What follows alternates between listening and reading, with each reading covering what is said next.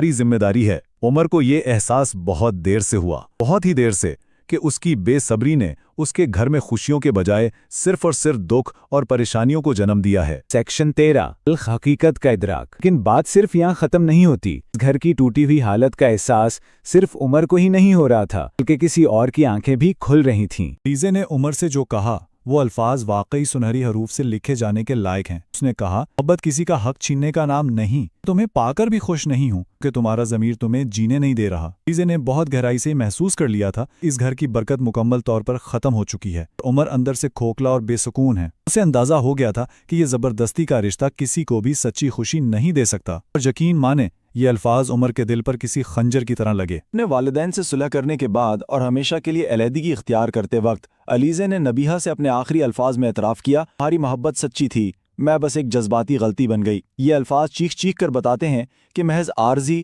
اور کھوکھلے جذبات کی بنیاد پر بنائے گئے رشتے بھی پائیدار نہیں ہوتے، ان کی بنیاد ریت کی دیوار جیسی ہوتی ہے۔ سیکشن 16 صرف ایک سچا انسان۔ اب ہم اس واقعے کے آخری اور فیصلہ کن حصے کی طرف بڑھ رہے ہیں۔ یہ ندامت، معافی اور پھر رشتوں کی بحالی کا ایک طویل اور کٹھن سفر تھا۔ عمر کا روتے ہوئے نبیہہ کے قدموں میں گر جانا اور نبیہہ کا بغیر کسی تانے کے خاموشی سے اسے معاف کر دینا، پھر آخرکار مہینوں اور سالوں کی محنت کے بعد وہی سب کچھ ہوا جو والدین نے بالکل شروع میں شرط رکھی تھی۔ یاد ہے نا؟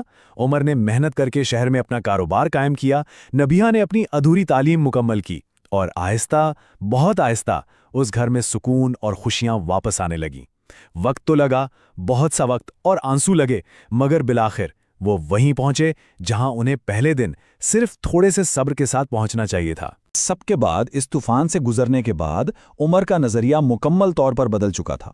اس نے ان تلخ تجربات سے ایک بہت بڑی بات سیکھی کہ محبت دو نکاح نہیں مانگتی، صرف ایک سچا انسان مانگتی ہے۔ سچے اور حقیقی رشتے مخلص ہونے سے بنتے ہیں، نہ کہ جلد بازی اور اندھے جذبات میں لیے گئے خود غرضانہ فیصلوں سے۔ اپنی اس گفتگو کو سمیٹتے ہوئے ایک ایسا سوال جو یقیناً سوچنے پر مجبور کر دیتا ہے، ذمہ داری کے بجائے صرف اور صرف وقتی جذبات کے تحت کیے گئے عجلت پسند فیصلوں کی حقیقی اور دیرپا قیمت کیا ہوتی ہے؟ ذرا رکیے اور سوچئے کہ اگر عمر صرف تھوڑا سا انتظار کر لیتا تو کیا ان تمام لوگوں کو اس شدید اذیت اور تکلیف دہ عمل سے گزرنا پڑتا؟ اس تجزیے میں ساتھ دینے کا بہت شکریہ۔ امید ہے اس واقعے سے ہمیں بہت کچھ سیکھنے کو ملا ہوگا۔